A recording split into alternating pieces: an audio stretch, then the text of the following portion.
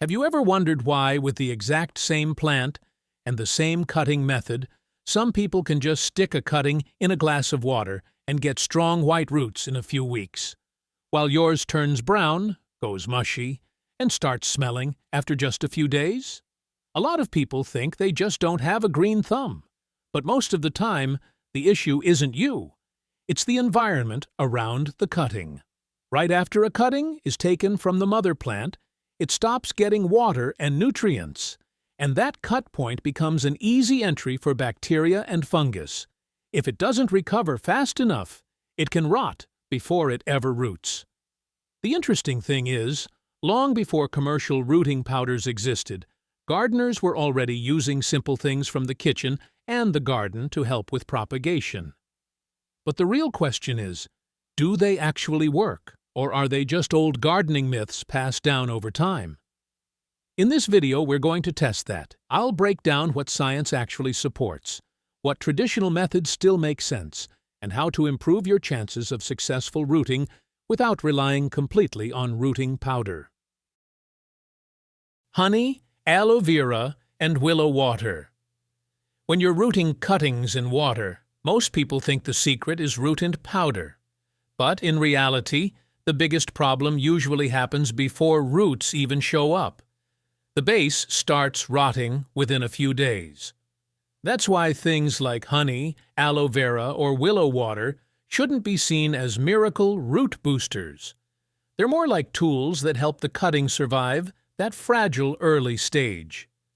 With honey, the simplest method is dipping just the bottom part of the cutting in a thin layer, about the last 1 to 2 centimeters of the stem, then placing it in clean water.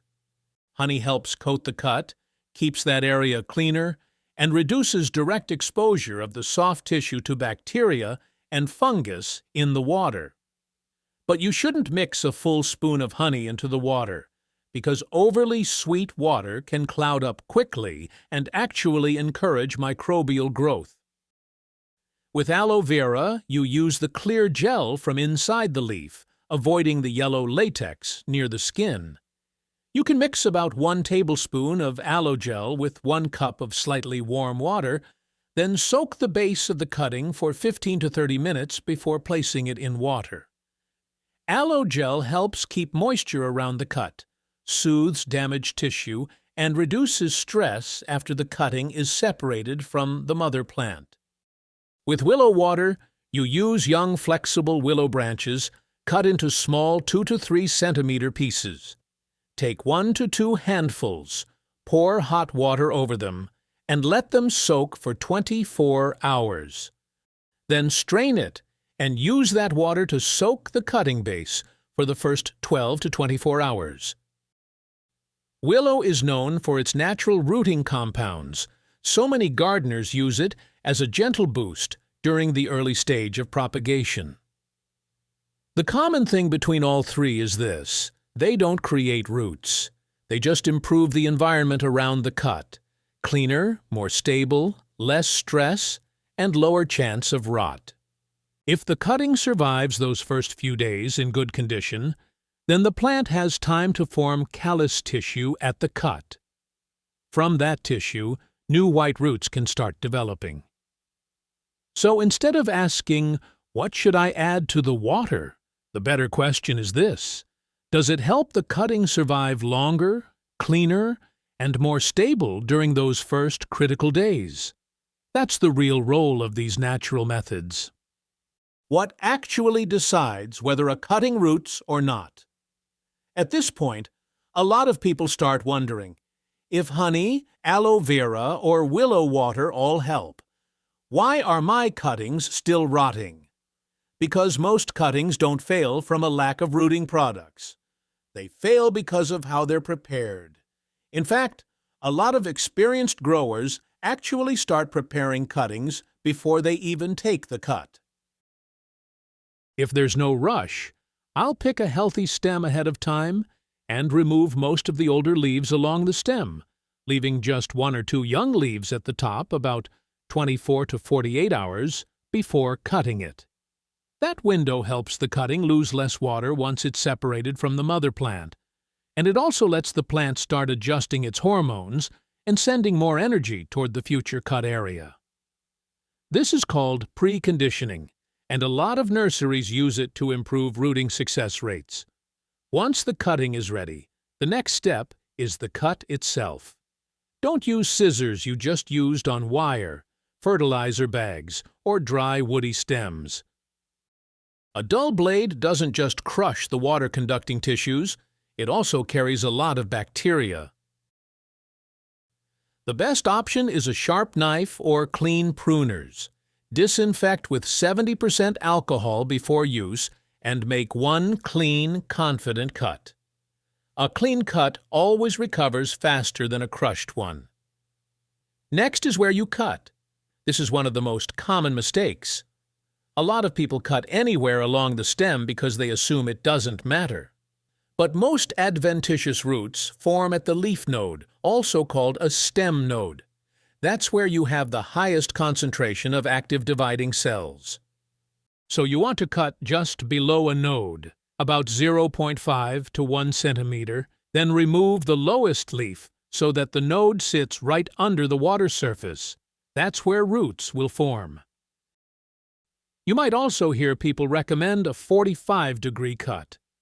In reality, the angle doesn't determine whether a plant will root or not. What matters most is a clean cut without crushed tissue. That said, a slight angle can help keep the base from sitting flat against the bottom of the glass, which allows better water and oxygen movement. After the cut comes the leaves. This is another very common mistake. A lot of people think more leaves means better photosynthesis. But remember, the cutting has no roots yet. It can't pull in more water, while every leaf is still losing moisture through transpiration. If you leave too many leaves, the cutting dries out faster than it can recover. That's why most growers keep only 2 to 3 healthy leaves at the top. For plants with large leaves like Monstera, Philodendron, or Ficus, they often reduce leaf area by about 1/3 to 1/2 to limit water loss, while still keeping some photosynthesis going.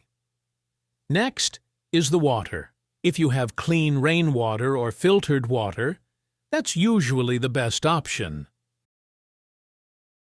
If you use tap water, let it sit for about 24 hours to reduce free chlorine.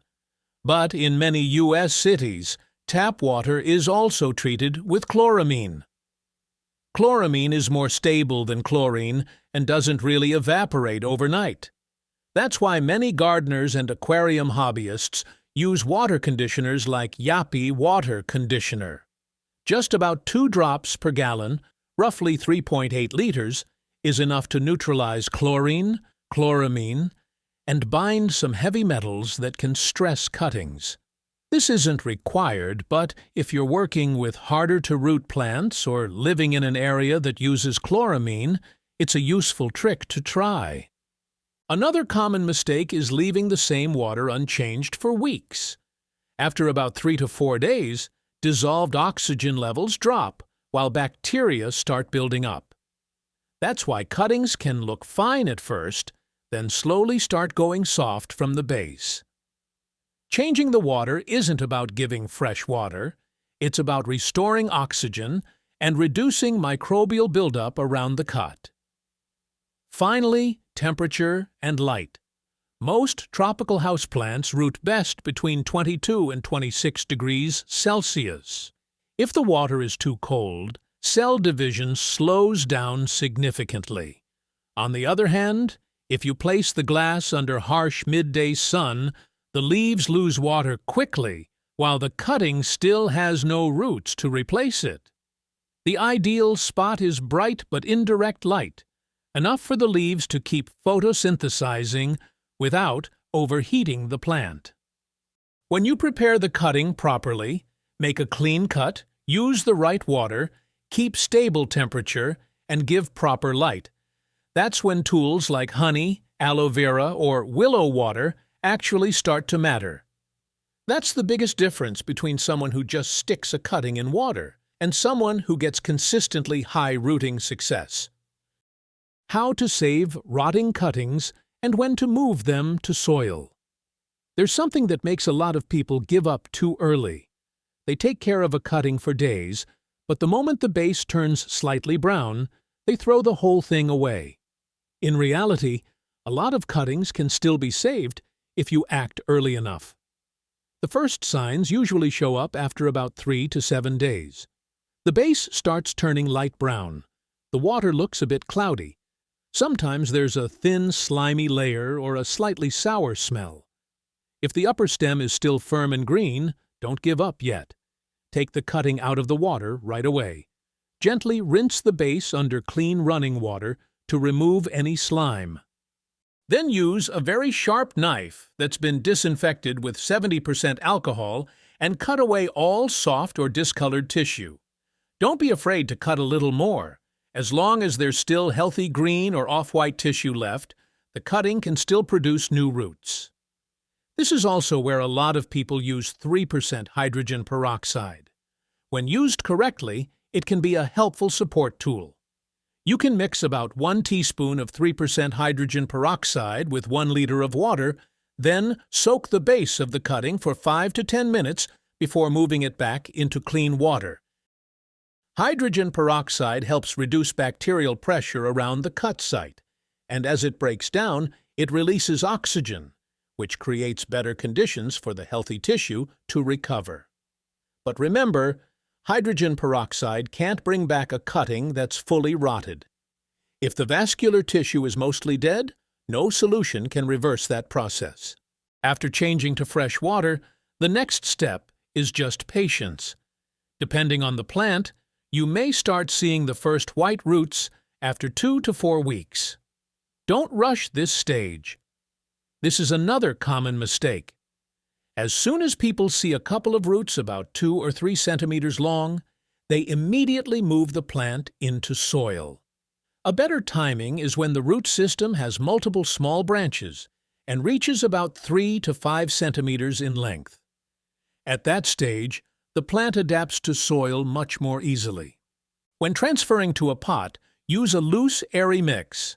A blend of 50% coco coir or peat moss and 50% perlite or fine bark helps young roots get enough oxygen while still holding moisture. During the first week, the soil should only be lightly moist, never soggy. Don't fertilize yet. A newly formed root system can't handle high nutrient levels, and early fertilizing can actually damage the tender roots. If indoor air is too dry, you can cover the pot with a clear plastic bag to create a small greenhouse effect. High humidity helps reduce water loss from the leaves while the root system adjusts. Just remember to open it for 10 to 15 minutes every day for airflow and to prevent mold. After about 7 to 14 days, once you see new shoots or fresh leaves, you can fully remove the cover. Ingredients like honey, aloe vera, or willow water can help give cuttings a better start. But what actually determines success has never been a single ingredient. It's a clean cut, a healthy node, clean, oxygen-rich water. A temperature around 22 to 26 degrees Celsius. Bright but indirect light, and above all, patience. When you set up the right environment, the plant handles the rest. That's the real secret behind strong, white roots we all want to see. How to move rooted cuttings from water to soil the right way. Once a cutting has grown roots in water, don't rush to plant it straight into soil. This is the stage where a lot of people lose the plant, even after it has already rooted nicely. It's best to wait until the roots are about 3 to 5 centimeters long and have a few small side branches, not just 1 or 2 thin white roots just starting out. Water roots are usually softer and weaker than soil roots, so if you move them too early into dry or compact soil, the plant can easily go into shock. Before planting, you can gradually introduce a small amount of fine soil or loose-growing medium into the water over 5 to 7 days. This helps the roots slowly adapt to a more solid environment instead of going from clean water straight into full soil all at once. When transferring to a pot, Use a light, well-draining mix like 50% coco coir or peat moss and 50% perlite. Make sure the pot has proper drainage holes. Place the plant in gently and don't press hard around the roots. Just lightly firm the medium so the plant can stand upright. After planting, water once with clean water so the mix settles around the roots. For the first 7 to 10 days, keep the soil slightly moist, not bone dry, but never soggy. Do not fertilize yet, because young roots are very sensitive to mineral salts. If the indoor air is dry, you can cover the pot with a clear plastic bag to create a mini greenhouse for the first 1 to 2 weeks. Open it for 10 to 15 minutes a day for airflow and gradually increase the open time over a few days. Once the plant is standing firm, not wilting, and starts pushing new growth, you can remove the cover completely.